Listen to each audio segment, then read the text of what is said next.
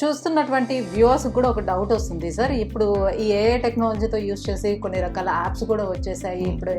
So వాళ్ళు కూడా తయారు చేస్తూ ఉన్నారు. సో కాకపోతే ఏంటంటే ఇప్పుడు మీ దగ్గర నేర్చుకోవటం వల్ల దానికి దీనికి డిఫరెన్సెస్ ఏముంటుంది అని ఏంటంటే మనకు వచ్చే ప్రజెంట్ వచ్చే యాప్స్లో ఏదైనా చిన్న ఒక మ్యారేజ్కి సంబంధించో ఒక ఫ్రెండ్లీగా ఏదైనా చేయాలంటే చేయగలుగుతాము. కానీ ఒక రియల్ ప్రొఫెషనల్ వర్క్ చేయాలనుకుంటే definitely we have to learn other softwares.